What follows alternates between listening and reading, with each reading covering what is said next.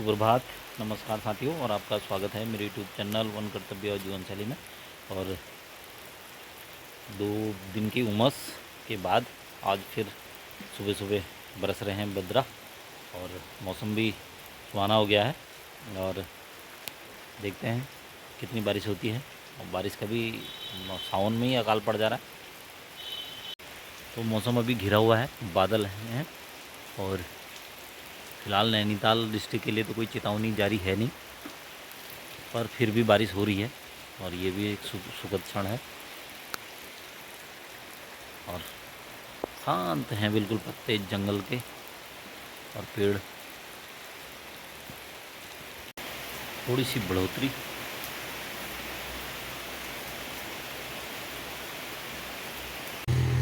शानदार नज़ारा बारिश के बाद प्रकृति का। तो साथियों, थोड़ा सा अपने वन क्षेत्र का गश्त। और सुबह तो बारिश थी, 2-3 बार बारिश हो गई, दोपहर में अभी हुई। और लंगूरों का भी अपना छलांग लगा रहे हैं, मस्त हैं अपने। और बारिश इतनी नहीं हुई कि पानी जो है गंदा हो जाए, और सही रहा, पानी में बढ़ोतरी हो गई और उमस से थोड़ा सा छुटकारा मिला, पर ज़्यादा नहीं। तो अभी भी बादल हैं अभी। बादल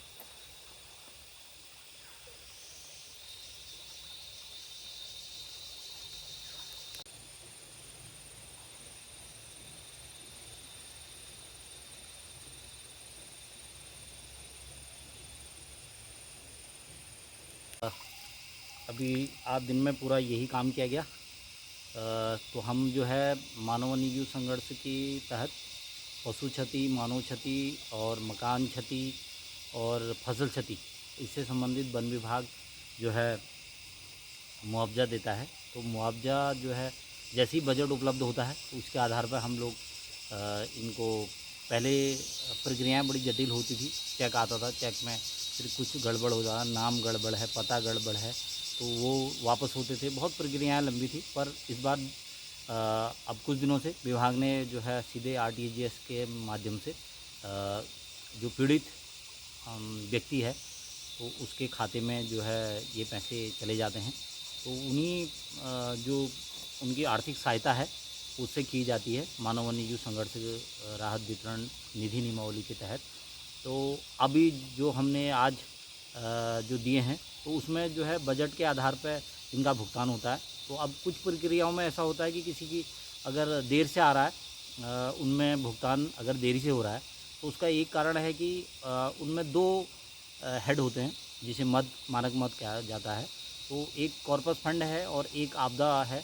तो अगर आपदा और दोनों में सेम पैसा है तब तो उनका भुगतान हो जाता है।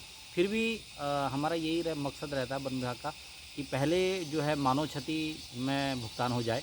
और मैं कहता हूँ अगर आपका केस एक बार रजिस्टर्ड हो जाता है, तो आपको जो है इसका भुगतान पक्का प्राप्त होगा। और तो आप ये मन मत सोचिए कि ये चीज़ हम नहीं करेंगे, कहाँ लफड़े पड़ेंगे और इधर से उधर हम भागेंगे। तो मेरा एक आपसे निवेदन है कि अगर आपके वहाँ भगवान न करे कोई ऐसी घटना हो कि जिससे आपको इस तरह का वो काम करना पड़े, पर मेरा एक यही निवेदन है कि आप जो है ऐसे जो भी कोई ऐसी घटनाएं होती हैं और जो मानव वन्यजीव संघर्ष से संबंधित घटनाएं होती हैं जिनमें मुआवजा निर्धारित है, तो उसकी जो है तत्काल सूचना अपने निकटवर्ती जो स्थानीय वन रक्षक है या चौकी है, रेंज कार्यालय है, तो वहाँ दें। और जो भी इसका जो मुआवजा बनता है और उसका लाभ लें। और ये इसमें कोई ऐसा नहीं है कि परेशान होने की बात नहीं है, लेकिन कागज़ तो कुछ ना कुछ तो बनाना ही पड़ता है। और ऐसे कागज़ भी नहीं है कि जो गलत मांगे गए हैं और जो नहीं बन सकते। और इसका भुगतान वन विभाग जैसी बजट होता है, और तो हमारे जो फरवरी, मार्च, अप्रैल के केस हैं उनके भुगतान अब हो चुका है। पर वो अभी जो है पशु क्षति वगैरह में हुआ है, और फसल क्षति के अभी भुगतान होना बाकी है। तो वो भी जल्द ही वो भी भुगतान हो जाएगा।